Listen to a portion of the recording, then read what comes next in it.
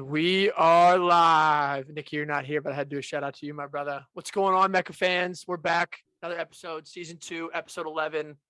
I think all of us in this have been looking forward to this episode for a while. We're going to dive into the Chelsea nightmare. We're going to talk about the Manchester Derby and the North London Derby.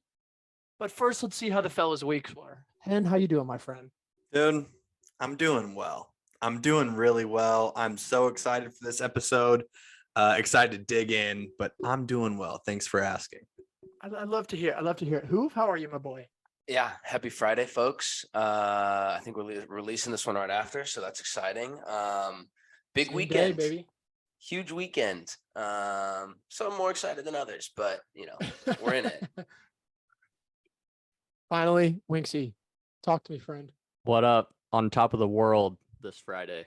Feeling so excited for this weekend. I'm super pumped to watch the Manchester Derby tomorrow, and obviously more excited for the North London Derby Sunday. I think that this is a weekend for the fans more than anything. I think that, these are going to be some absolute battles. So excited. Absolutely. I think we're all of us here are sort of itching to talk about the Derby, but I think before we dive into our matchups, I think, Nicky's not here, but I think we have to talk about Chelsea. I know we've kind of shit on them for week after week after week, but it just seems as if the nightmare won't end. I think to sort of kick it off is like João Felix made his debut yesterday against Fulham. And to me, he was the best player on the field, like by an absolute long shot. Yeah. Very, very stupid red card, but I think he's a true game changer for them. He's a difference maker. Yeah, and it's unfortunate because I think we've all seen the statistics now with his loan costing, or what is it, 17 million pounds. And now that he's out the next 3 games, they now have to pay him over $500,000 every single game he plays. Oh, I think it's bonkers. like $3 million, or it's like $1 million each. Yeah, it's so ridiculous. But I agree with you, Dobes. He was everywhere in the first half, and I think because Hoove, you being the exception, but because the rest of us have been linked with João Felix, we've been paying really close attention to his game over the last couple of months, and he put fully on display what we hoped he could bring to our clubs. He's going everywhere. He has a completely free role. Every dangerous moment happened through him in the first half, which Chelsea's lacked for a long time. But like you said, Dub, super stupid red card. Really bad, man. Just really bad. He had that. He came in for Atletico. Yeah, I was gonna say. I think he came for 20 games. His prem games is what he came for Chelsea. And with that red, he can only now play in 17. He's got to sit out 3 games instantly like that. And like you said, we were linked to him, and I think what to define this Chelsea side is he's had 1 training session with that entire Chelsea squad, and he was the only player in that entire game that looked like he was worth anything. Yeah, I think that just sums up where Chelsea is at the moment. Yeah. Well, we've talked about so many times with Chelsea that we just can't figure out their identity this season, that they have none. And kind of like what you just said, João was the only one that played with identity, at least until he got, sent off. I agree. I'm trying to remember, but there was some team over the last 3 years, some top 6 team that was just absolutely plagued by injuries. It might have been United, Liverpool. I don't remember who, but all the reporters and everything were saying injuries happen and it's part of the game, but you have to look at their medical staff being what is happening in these training sessions? What is happening in the recovery? That's a good point. Every team goes through injuries, every single team, but the rate in which they're being injured and the big names, we've seen it a million weeks in a row. But today I saw Chelsea's starting 11 of injured players, and you're that's a Prem team. That's crazy that they're doing that. So I just wonder that, obviously we've been looking at Potter and the identity behind what he's trying to bring to Chelsea, but I wonder how long it goes before they start looking at the back of house staff and maybe even clearing house. I don't know. You consistently say you feel bad for Potter because I liked Potter at Brighton a lot. Do you think about what he did there? He had years to do that and years to build that Brighton squad to exactly what he wanted. And they weren't always great. Like he No. found he developed this team with less resources than he, should have had. And, that's how managers rise the ranks. He's definitely not ever had to do anything like he's doing right now with Chelsea. And we've seen already that Bowley's rash.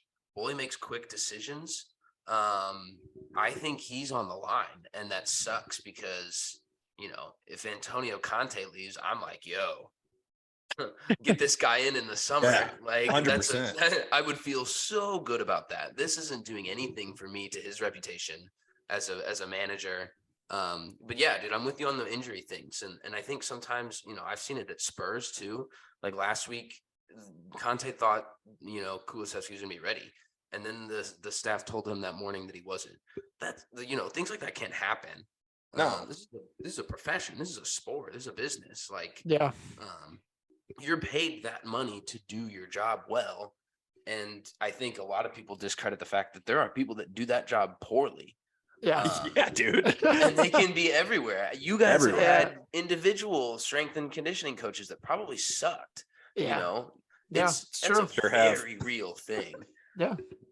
I don't want to talk about it too much, but we just continuously every single day see Chelsea linked with like another player as if they already haven't spent 300 million plus. And to me, it's just like not that Chelsea's in a bad spot. I mean, think 2 years ago in the spring, they won the Champions League. Sure did. So like the squad is there, and like hearing these Chelsea fans sort of chant, "We want our Chelsea back" after 2 years ago winning like the Champions League is just outrageous. And then they have Spoiled fans. spoiled. They have an owner going out and buying these players, and it all just seems so random. Like every Yeah. single, and we've talked about it before, but everything seems like there's no plan. It's like now they're linked with Marcus Thuram is literally what Fabrizio tweeted today. It's like, okay, so add another player that you probably already have that's just injured right now. Like, Yeah. I don't know what the fix is, and trust me, I am 100% enjoying every single minute of it. I told you guys the moment that Fulham scored that second goal, that Vinny scored that second goal, I literally started laughing out loud. It was like, Yeah. Yeah. this just can't get any better. But I think all of us have been through it. Winks has been through it the last decade. Hoove is consistently going through it.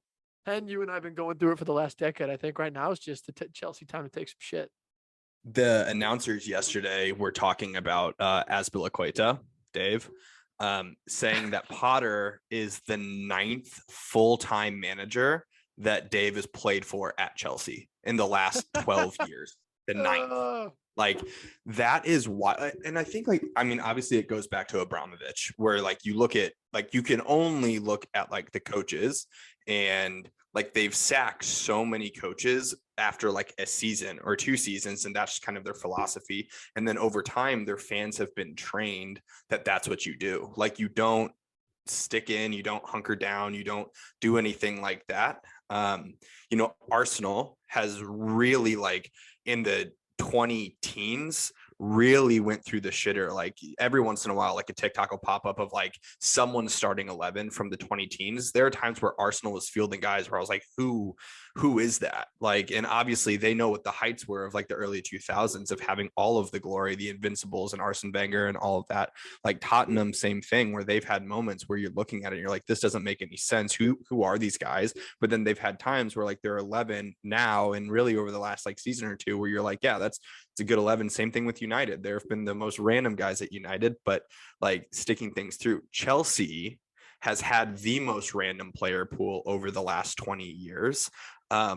If you go into like all of their transfers and guys that have played like caps for Chelsea, it is the weirdest group of people. And like, yeah, the coach always changes. I just think that the fans, they might be spoiled, but they've just been conditioned into this really weird philosophy of, if it's not working, get someone else, which kind of is true in sports, but like you question their ability to really like make players better. If I was a forward, if I was a forward or any attack, if I was an attacker of any kind, I would steer so far away from Chelsea. Like their track record with just destroying attacking players is like off the charts, you think back to basically Drogba was like the last time that they had like a really solid striker.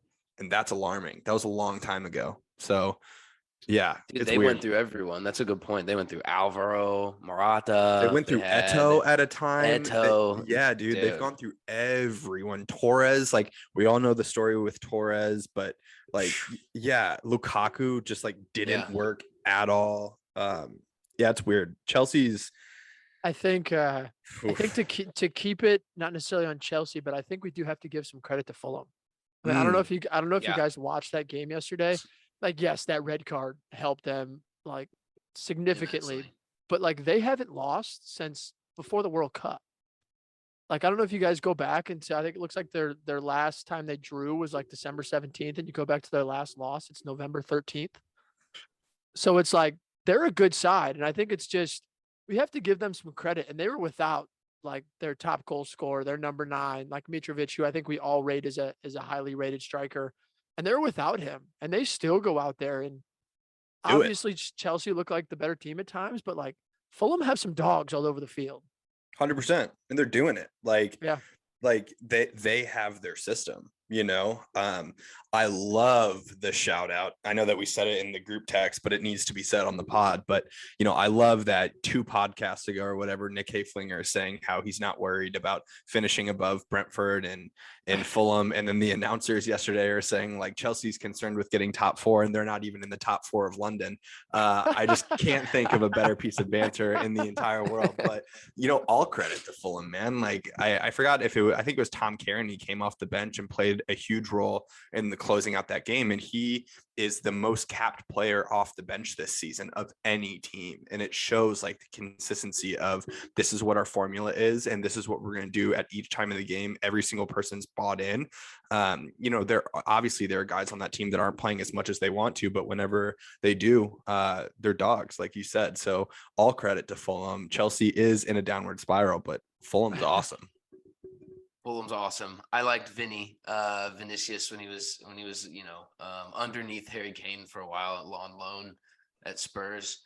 He just, it wasn't the right fit. It wasn't good for him. Fulham is perfect for him. Yeah. Like that suits his style. I always have seen and thought that he was a really good guy. You root for guys like that. And I was so excited for him to see score that goal. He was so unbelievably geeked. He didn't know what to do. Yeah. He was just screaming. He looked like he was pissed. Like it was a very, Richarlison-esque just anger moment. Like, it was cool. I really enjoyed that. But yeah, Fulham's awesome. They're fun to watch. Linked with Tim Weah this morning. So Full America continues potentially with another signing. Yeah, dude, it'd be awesome. Love that. Be so sick. That'd be insane. Yeah. That'd be nuts, dude. This resurgence from this guy is unbelievable. He's been one of the best center backs in the world for the last 2 months. And people are taking notice. It's known. They extended his contract 2 years. He's 36. And he's wearing the C. Yeah, Tim Ream against who is it? Thiago Silva. They were just 2 Rolls Royces of center backs, only split by 2 years of age, whatever. I'm you're talking about my Tim? Thiago Silva. Come on, let's go, baby. STO. Rep that. That's great. Oh, well, folks, I think it's time. I think it's time to transfer into the Manchester Derby. Now, to set the stage here a little bit, obviously, Hen and I, both United fans. Trust me, I searched hard and wide, looked all over the globe to try to find a City fan to come on with us. Couldn't find a single one to join. So we're going to have Hoove and Winks take the part of sort of the City side today. But to set the table a little bit, we go into Saturday morning's game, 4 points off of City. United's won. I think we're at 8 in a row right now. So probably the best form we've ever been in going to a Manchester Derby. Hen, I'm curious to get your thoughts. Are you optimistic? How are you looking at this game so far, man? Yeah, I am optimistic. It feels like one of the first times in a long time that I feel optimistic going into this game. City's just been at the absolute height of the Premier League for 10 years now, 8 years now, certainly since Pep has come in. It's been really impressive to watch them play. And so there's plenty of credit to give there, but there's just something different in the water at United this year around, where I feel really good. I think if we can go and steal points from City, it's a huge victory for us. I do wonder if John Stones is going to play in the back for City. Like he's listed as doubtful, but he's been a rock. And a lot of people like blowing up over TikTok right now. We're seeing like combined 11s for City and United, and John Stones is in just about every single one of those lists. And if he's not playing, that's huge, obviously. It'll just be really interesting to watch how United deals with like the wingbacks. Rico Lewis will probably get the start on that side. Maybe João Felix will be on the left, or not João Felix, sorry, João Cancelo. But like, you know, I got Chelsea on the brain still, but João Cancelo might start on the left in those inverted fullbacks that they use, Arsenal uses. It's a lot to deal with. But if they play similar to Arsenal, we countered incredibly well against Arsenal at the beginning of the year, and I feel good about that. So I do feel really optimistic, which is nice. Something that I think will be fascinating is watching the Wan-Bissaka Grealish matchup on that side, with Grealish as much as he like dives There's and no as much way he starts Grealish, bro. There's He no could play. way. It could be any of those guys, and it's going to be an interesting watch against Wan-Bissaka. Yeah, So, Wan-Bissaka, but I mean, like we all dog on him, and Dobes and I all dog on him more than anyone else. But the guy tackles, bro. He tackles, and so I think that it's just going to be really interesting. I can't imagine it's going to be super pretty tomorrow, but I imagine that we'll put up a really good game, and I see us leaving with points. So that's how I what feel. about a prop bet on Wan-Bissaka yellow card? I don't know what the odds are, but How good shout. Honestly, it might be a good shout, but I would take it probably on Casemiro before I would take it on Wan-Bissaka. Guy Yep. tackles a lot, but Wan-Bissaka He's- doesn't get too many cards. Like he's really good at tackling. He slide tackles really well. Casemiro, on the other hand, he takes those fouls in Yeah. transition that are like Yeah. automatic yellows. You know, it's tactical fouls. Wan-Bissaka just doesn't do that too much. He gets in one-on-one battles and does that. So he either like side tackles and wins, or the guy goes right by him. So Casemiro Yeah. just like does the whole like the ball or the man, never both. Wan-Bissaka one just of does the he's always Yeah. one of the last guys back. So Yeah, 100%. yeah, for sure. Yeah. But Dubs, how are you feeling? Let's just say I've been thinking about this game a lot, fellas. I've been trying to dissect all of the different. To me, there's so many storylines within this game tomorrow. Like from a United perspective, you know, it's 8 wins on the bounce. Eric Ten Hag, you know, former assistant under Pep Guardiola at Bayern Munich. Like you look at the tactics of how this game is going to set up. You look at the magnitude of what it means for City to stay in the title race, the magnitude it means to United to potentially punch their ticket into the title race. I'm just like, I think to me that the most excitement I have is to see how these two managers approach this game. And what I mean by that is Ten Hag has to approach this game, in my opinion, in a way he has to make a statement. Because we lost 6-3 at the Etihad. That was not a 6-3 game. We're lucky to score 3, and they absolutely just dominated the entire game. So in my opinion, I'm super interested to see how Ten Hag approaches it. And I think the lineup decisions are going to be interesting, because I think this game is going to be won and lost in the midfield. And, you know, City can kind of rotate between, you know, Gundo, Rodri, KDB, or, you know, potentially slide, you know, Bernardo Silva in there. From a United perspective, I think this is one of those games, and you guys are going to think I'm crazy for it. Like, I think this game calls for Fred. And what I mean by that is Eriksen as a box-to-box midfielder is not that physical presence that's going to sit there and break up play. He's not going to be able to keep up with City if they can ping the ball around, so on and so forth. So I think Fred may play a key role in this game.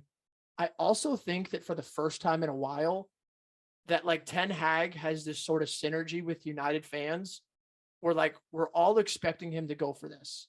Like I think we're all expecting him to go for this a little bit. What I mean by that is 8 on the bounce. Like this is a benchmark game. I don't by any means think this game decides our season. I don't think I don't necessarily think we're title contenders if we win.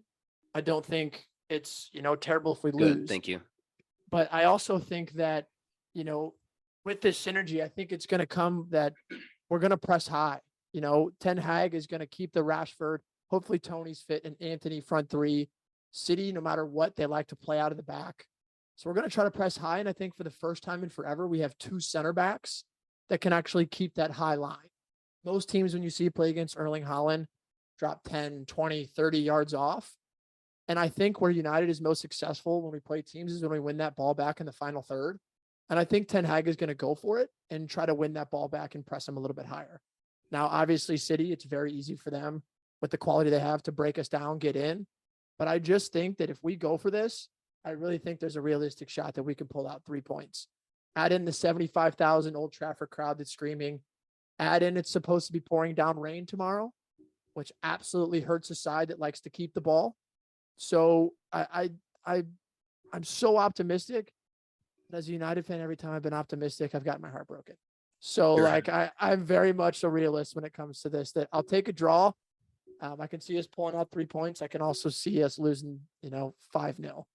So I really don't know what to expect from a scoreline, but I'm positive. As I It was the can be. best of times. It was the worst Yeah. of times as a United fan. I'm And so accustomed to it, man. So Yeah. accustomed to it.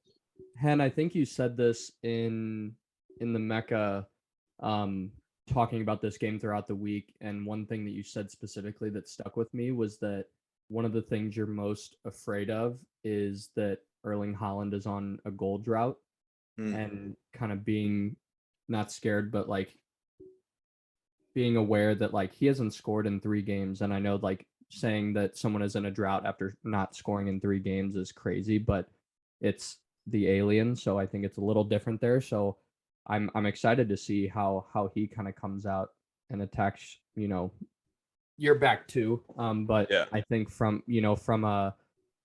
I'm curious on your guys' opinion on this, and we talked about it playing a role in a couple of the World Cup playoff matches, but where do you think the game is going to be won or lost in this game?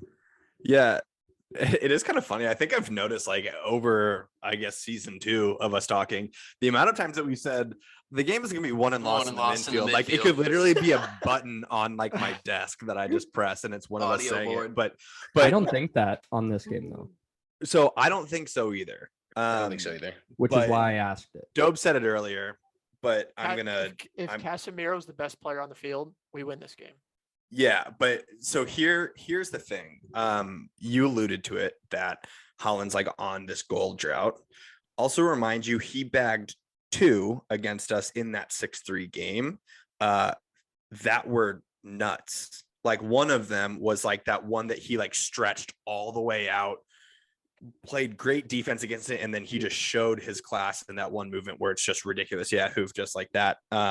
So what will be, I think, the key is the 2 center backs. I want to see Licha like really, really play Holland. Show signs of that Ajax versus Dortmund matchup like last year where he just pocketed them like the entire time in the Champions League. I think that would be massive. I feel like our outlet is going to be Rashford over the top, which I'm cool with. He dusts people. I'd put him up in like a foot race against anyone on that back line, with the exception of Kyle Walker, but who knows if he's going to play. But for me, it's the center backs. I think if Varane and Licha go out there and show the class that they've had, it's going to be huge. I've seen multiple TikToks of like the combined 11, not even from United fans, but the entire back 4 of this combined 11 being United players. And I think that's huge. But for me, it's the center backs. I think that's Non-biased center back. so bold, but I'm not going to argue that I do think it is the center backs. I'd take Joao. The reason I think it's the midfield is because I just genuinely think that on any given day, like Gundo, Rodri, and Kevin De Bruyne is the best midfield 3 in the entire world. And I think that if we allow them to sit there and dictate the game and ping the ball back and forth and dictate the pace in which this game is played, I think we lose. I think if United can sort of muck up that play in the middle, Casemiro with some tackles, as well as I genuinely think we're going to try to keep the ball a little bit. Like I genuinely think it's just Ten Hag's style. He's never gone away from it.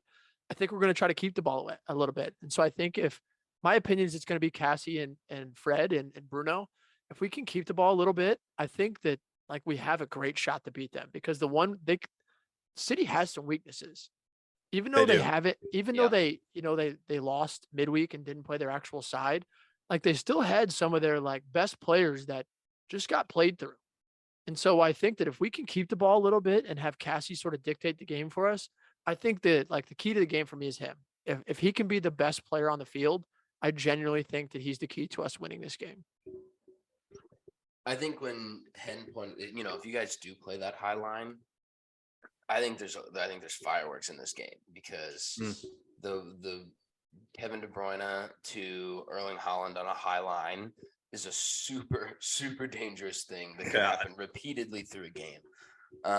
So I think, I don't know where it's won and lost, but I do know that the center backs on both sides are probably going to have to be the best players on the field to win because, Rashford's in form. Yeah, he's I'm picking him to score a goal. I think United can score goals on the City defense, but I also think the Man City offense is just so ridiculous that a high line, sure, KDB curled pass, perfectly timed run to Holland, easy one-on-one, no question. They can break you down. Like if that's what it has to come down to, and they're going to have 60 to 65% possession, they'll do it. And it may take longer, and it's not as pretty when they play that way. They just lull you to sleep. So I think that could happen too.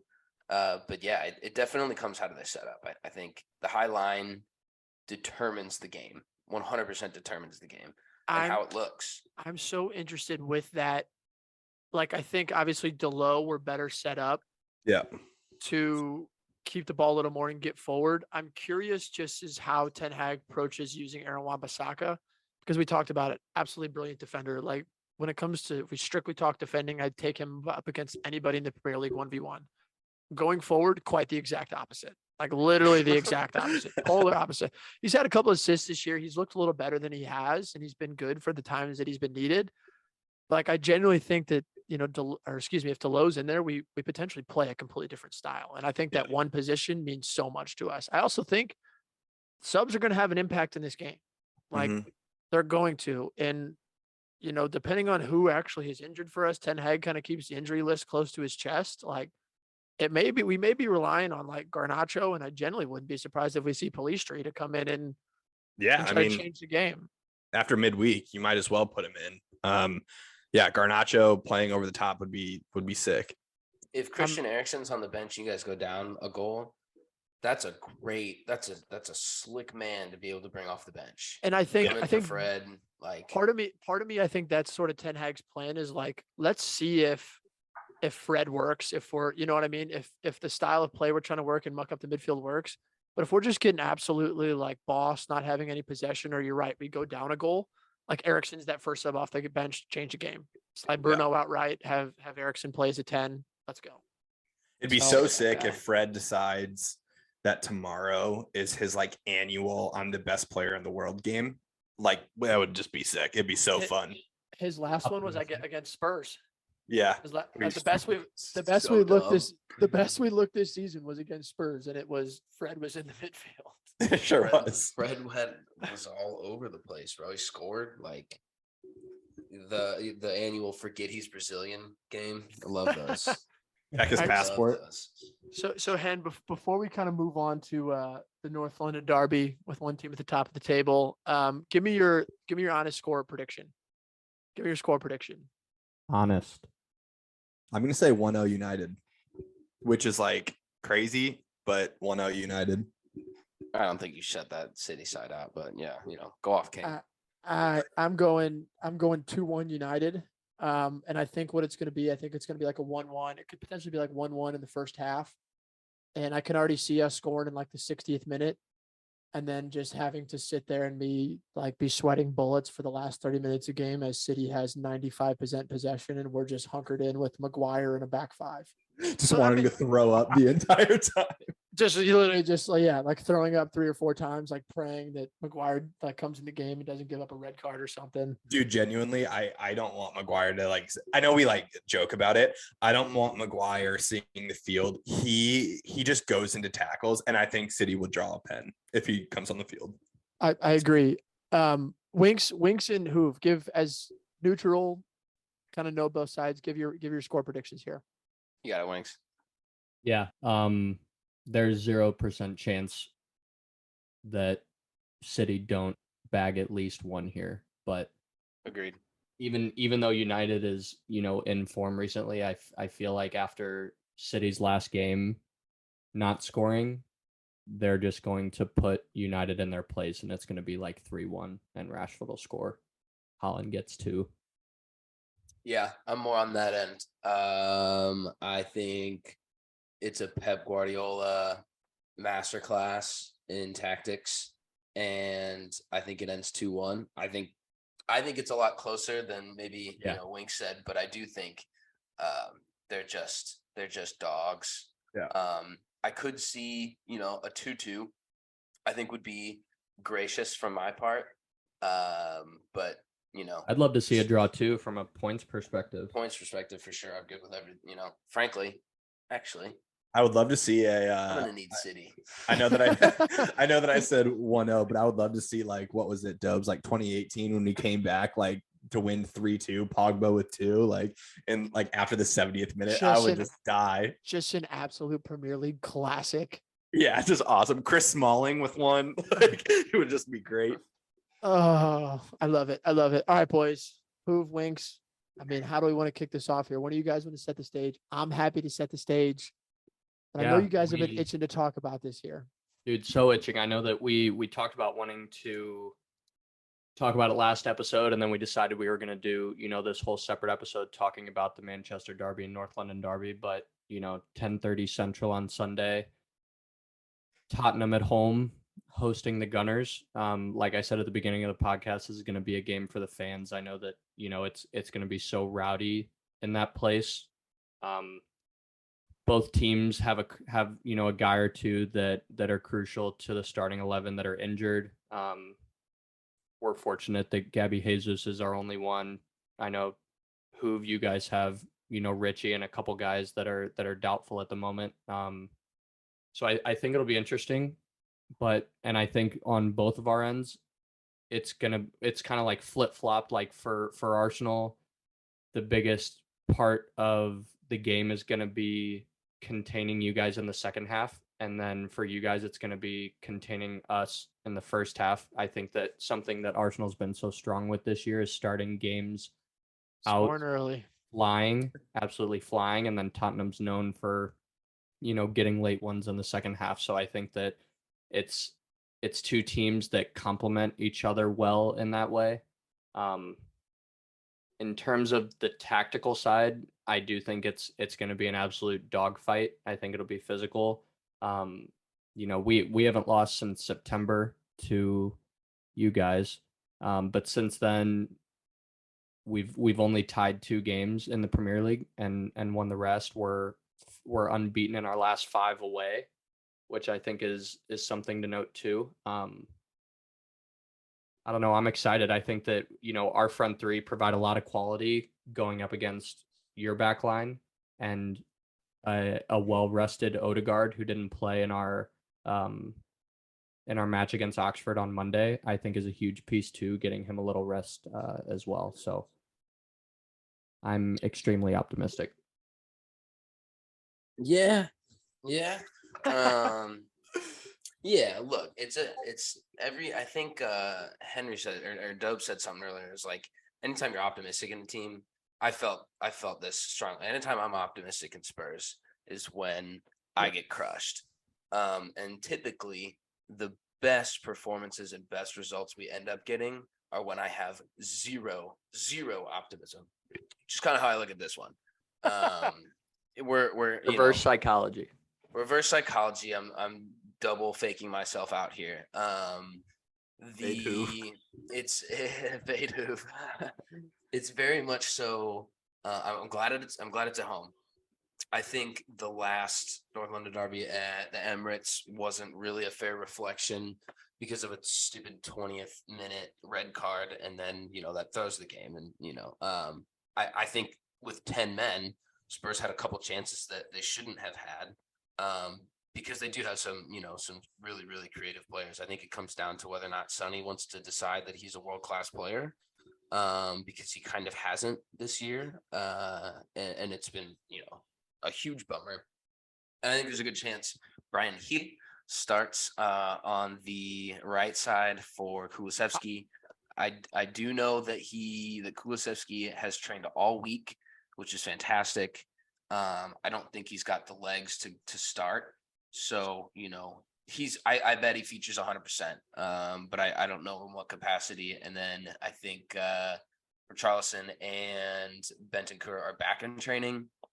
Conte said today, he's like, I'm going to talk to him. I'll have a chat, but he's like, this is a long season. This is a big game. But he's like, it's not worth, the stretch of games for them to get re-injured in this one to risk that. So, I do think, like Dobe said too, winning or losing this game doesn't change the season. Spurs have a lot of time left, and you guys are probably the most difficult opponent at this point that we've had. Historically, we play these games tight. Brian Hill has looked pretty decent for the last couple of games he's played. He's not who I'm putting my chips on, so the wing backs are suspect. Just kidding. The right wing back is suspect. I think Martinelli might have an absolute field day on the left side.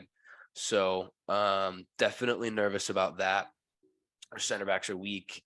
We're talking about Christian Romero. Great. Who's Christian Romero flanked by? Clement Lenglet will probably play. He's played fine. He's been serviceable. He's been, one of our better left-footed center backs, of which we have two, and the other one's Ben Davies. So, you take what you can get. I'm not super confident, but the fact that it's at home helps a lot. That stadium's insane. The stadium's insane. Every time that the commentators come on at big games and Champions League games, the number one thing they always point out is like, this atmosphere is nuts. Yeah. And it's going to have to be. That's the only way I see Spurs getting a result. I think it's going to be, it's going to rest on Harry Kane. It's going to rest on Harry Kane and some of the will. I think we let up a goal or two early. It could be a rout. If we get into half 0-0, I think that favors us heavy. They definitely decide to start playing in the 60th minute, which we've kind of watched all season, literally all season, and they bag goals. Like, I don't know the stats, but I think I've seen somewhere that, like 60 or 70% of Spurs goals this year have come late, like 20 minutes, 30 minutes left. So, it's, I think it's straightforward. I think it's super straightforward. I think Spurs are going to hunker down because that's what Conte does in spring counterattacks, and it works when it works. But if you aren't solid enough defensively, then, Odegaard's going to unlock us. Like, I don't think this one's won or lost in the midfield either, because I think, Basuma, if he plays, he's doubtful. I think Basuma, Højbjerg, God, and who else are we going to rely on? Yeah, Oliver Skip, bro. I'm just, there's weaknesses that don't have depth. The positions that we're lacking in right now are the positions that have the least amount of depth of all of them. So yeah, I think Gabby has a field day. I think, Saka contributes. They can't let up a goal in the first half, and they're going to. So it's going to be basically how much can they, how hard can they press the subs coming off the bench. If you look at the Spurs' bench in the last 4 or 5 weeks, it's abysmal. There's nobody there. I don't know half of them. I know you shouldn't know half of them. And then, there's one maybe attacking minded player that's on the bench. So like Sonny's going to play 90.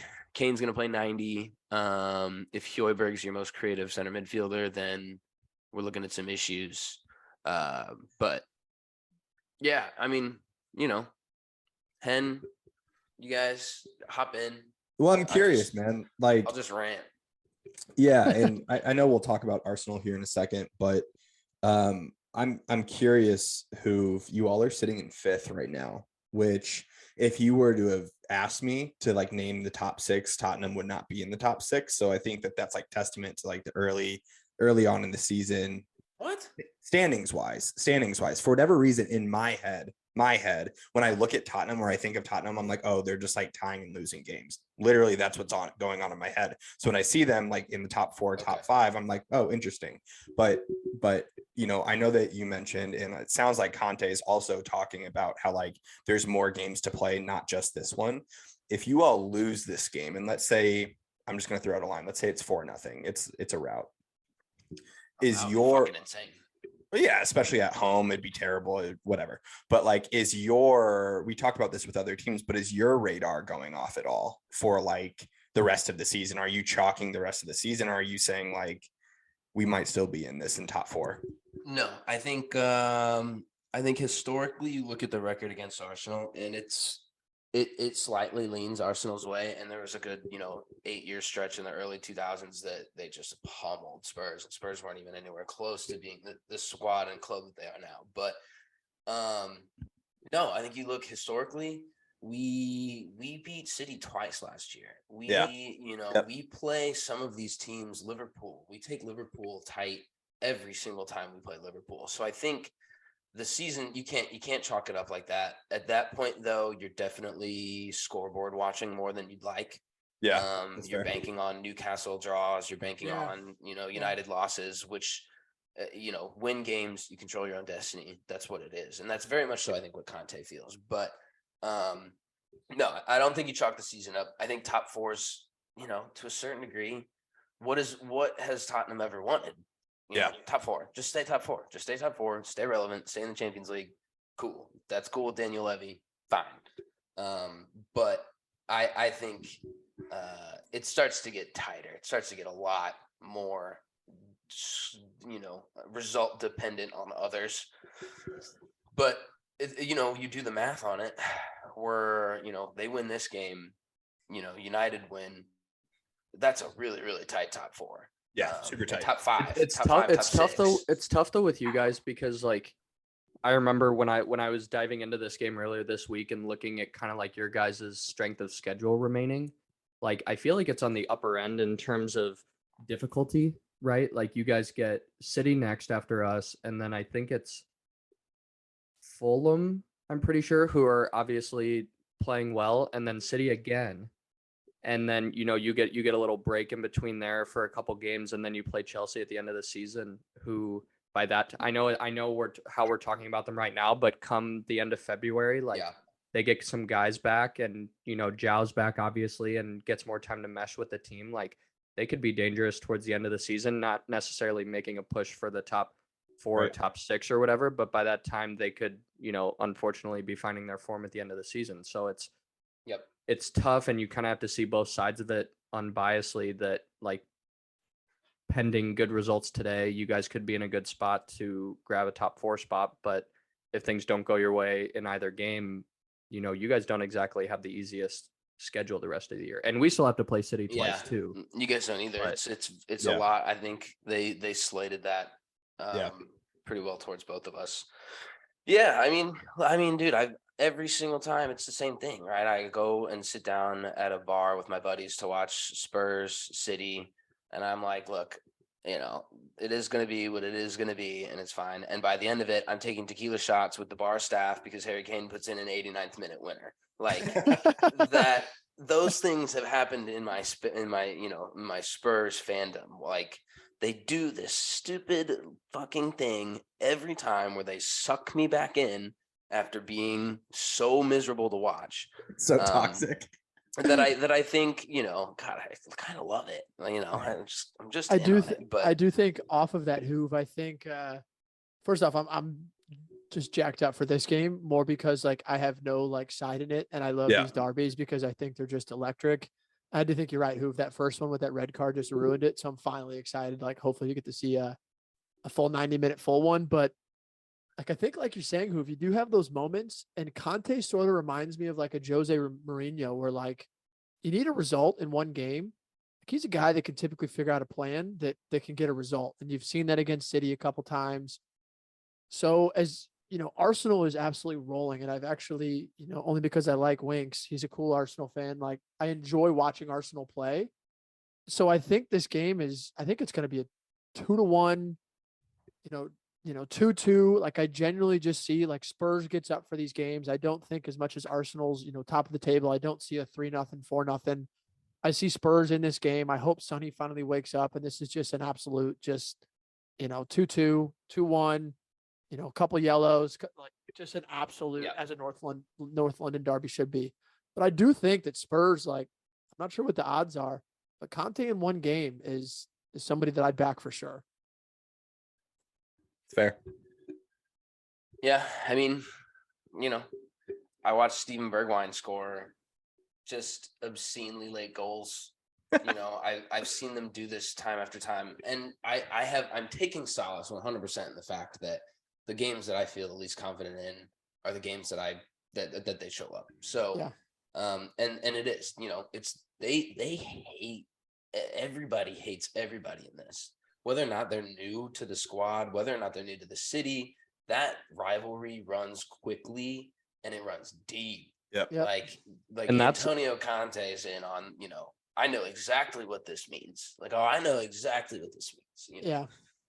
And that's what's tough about it too, is like, yeah, you guys got a red last time we played you, but it could just as easily go the other way and Chaka does something stupid and gets a red in the midfield too, man. And then it's like a flip-flop situation in this game. Yeah. So like Mhm. it's tough looking, like I want to look at it from the perspective like we're in incredible form and Tottenham has these guys injured that we should be able to capitalize on this game. And I've, again, said it almost every single podcast where we've talked about Arsenal, but we need to take it one game at a time and get 3 points one game at a time and not look too far ahead in the future. But this game is always different than any other game. It doesn't matter if we're 12th place and you guys are in second or vice versa. Like it's 100%. close.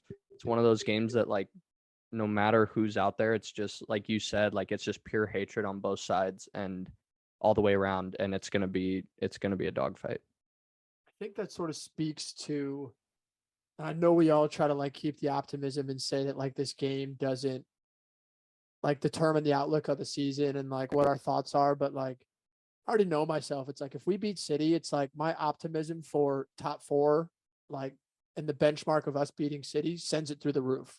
I think that Skyrockets. skyrockets. And so like I don't think it determines it, but I think just like the confidence as a fan base and the confidence as like a team, it's like, hey, we beat City. Like then we're actually maybe potentially 1 or 2 players from actually challenging next season. Yeah. I feel like versus- whoever, sorry to interrupt you. I feel like whoever, no matter what team you are outside of City, one of those things as a fan of a different team in the Premier League is that if your team beats City at any point, it just gives you so much confidence because Absolutely. the last however many years, they've always been that one team that like, if you can beat them, you can beat anybody in this league because they're that team.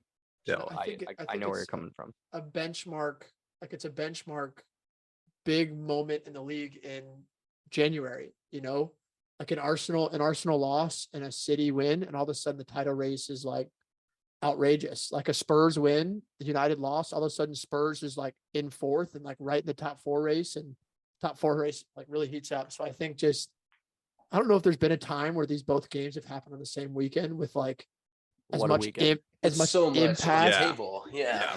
as much impact as they actually have like this early in the season. Yeah. I think like I'm absolutely just jacked up for it. I don't know about you boys, but I can't wait. It'd be a good weekend of footy. I'm All right, Winksy, let's give predictions. Yeah.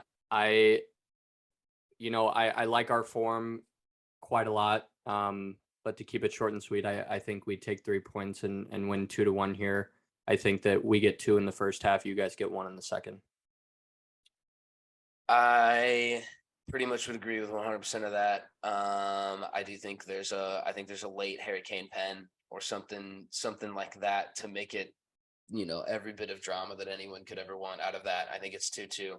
I think they show up.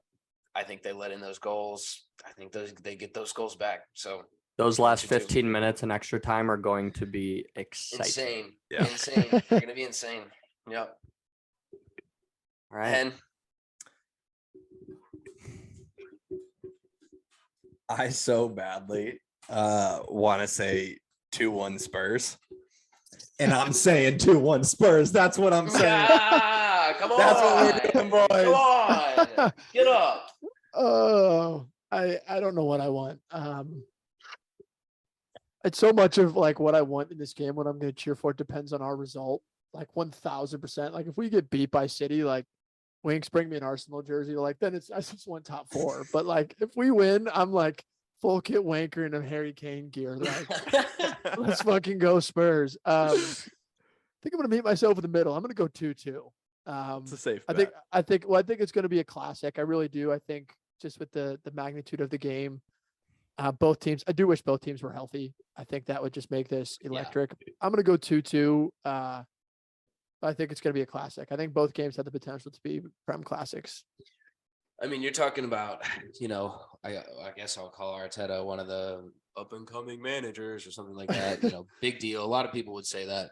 Conte, historically, huge deal. Won things everywhere. That's gonna get Except at tested. Spurs. That's gonna get tested. Yeah, I saw somewhere that he came out and told somebody that he wasn't leaving Spurs until he won a trophy.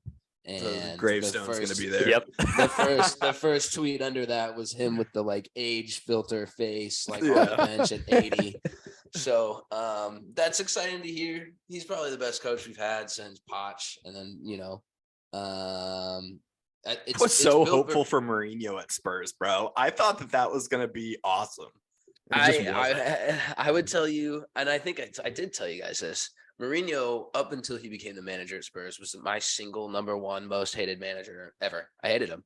I hated everything about him. I hated the antics. I hated his comments. I hated how he played. I didn't like how he played at Spurs still, frankly. But once he's on your team, dude, you love it. Like you go and kind of suck it up. Like I was eating everything he said in the media alive. I ate it up. But, him getting, what did he get? Like, I think 8th or 7th in 2020.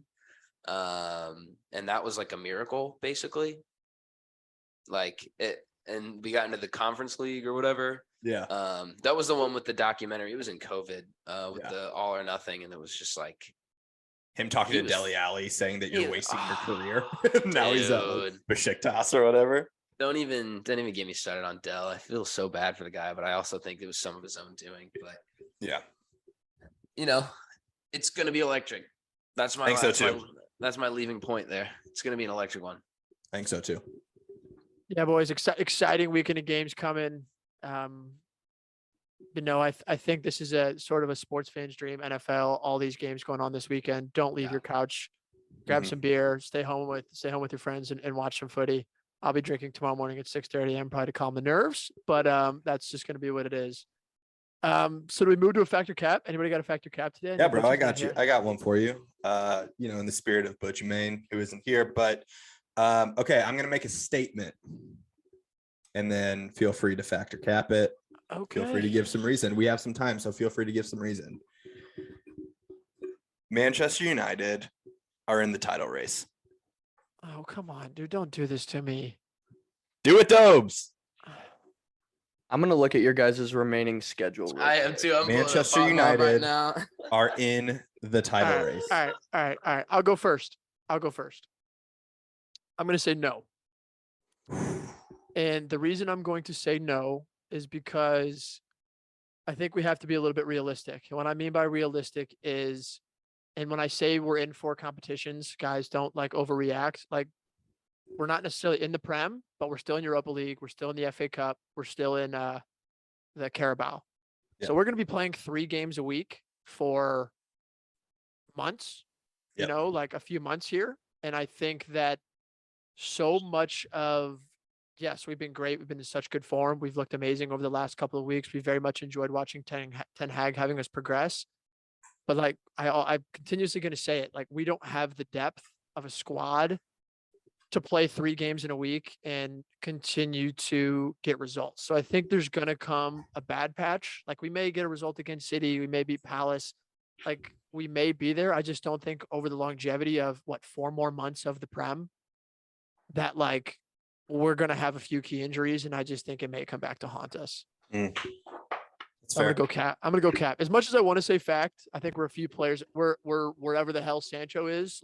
We have too many internal issues going on at the moment.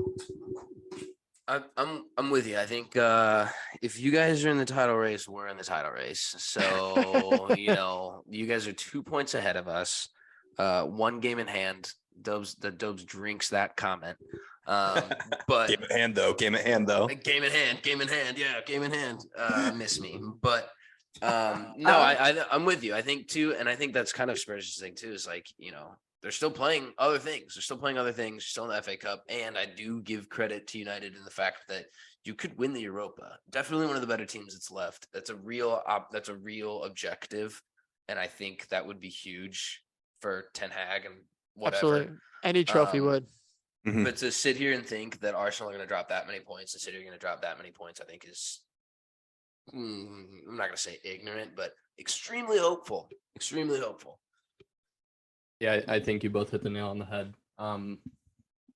And we've seen it with the World Cup being right in the middle of the season too, and leading up to the World Cup, a lot of these teams playing a ton of games in a row throughout the week. That takes it, and I think we talked about it on the first podcast how they just seem, the Premier League, or I guess FIFA in general, just seems to slowly, UEFA, etc., seems to just slowly add more tournaments, more games, etc., to all these team schedules. And credit to you guys for still being in 4 tournaments.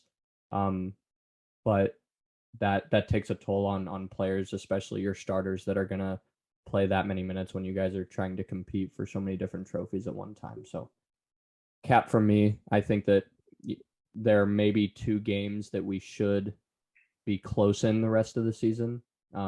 When we play you guys in a couple weeks, and then when we play City in the Prem, next month. But other than that, I don't see us dropping enough points for you guys to catch up. I think I got to go fact just to be different and to be super biased. But here's the thing that we haven't talked about with, Ten Hag and United. Winning is contagious right now. It's a contagious thing. People are loving it. And I know that you can say the same thing about Arsenal. They've been winning a lot.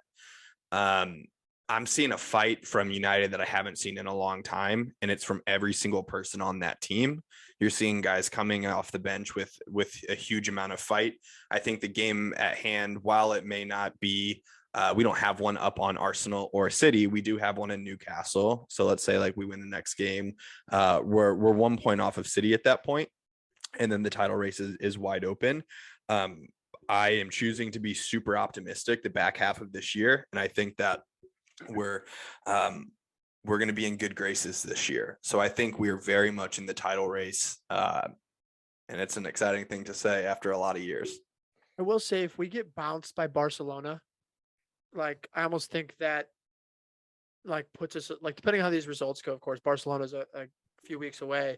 Like if we get bounced by Barcelona and like we're not in Europa League, like we're going full steam ahead in the league, and depending on sort of how these results win to sort of guarantee top 4, like I think that there becomes some optimism there. Like if we drop out of that like Europa League that doesn't go all the way to like what, May? Yeah. Like that may give us a little more shot. I want to be optimistic with you, Hen. I'm happy that you are. The last decade has programmed me to be otherwise. I get it, bro. I get it. It'll be juicy the back half of the year. It'll be juicy. I love it. So before we sign off here, Winks, I know we have a special guest come on next week. I don't know if you want to do a little bit of a little preview or talk about a little bit, or happy just to say. Yeah. No, I'm happy to. I think it'd be good to give everyone some insight as to it. We're going to be having Elliot from the Arsenal Vision podcast join us next week to talk about the Arsenal Manchester United match coming next week. Elliot's been doing the Arsenal Vision podcast for quite some time. Extremely successful, extremely intelligent guy about the Prem in general, but especially about Arsenal. So it'll be really cool to hear his thoughts, especially after Sunday when we record on Monday. Getting his thoughts on how the derby went, but also seeing as United's form is where it's at and our form is where it's at, kind of getting his thoughts and having another Gooner on the pod to kind of match the two of you in the banter next episode. So we're super excited to have him next week. Be on the lookout for that episode when it comes out.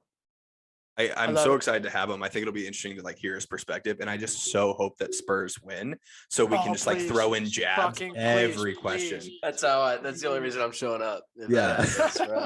You guys have looked really good this year, but when you lost to both of the other teams represented on this podcast, like, yeah, it'd be nuts. But it's gonna be awesome. It'll be great to have him. I Let's love go. it. I love it. So keep an eye out for that. Another great episode, boys. As always, follow us on all our socials. Follow us on Instagram. Follow us on TikTok, Twitter. Next episode, there's going to be some either very happy people on this podcast. So I think the banter will probably be electric next week. But great episode, boys. Signing off. Yeah. Cheers, fellas. Yeah, Cheers, that's fellas. a good one.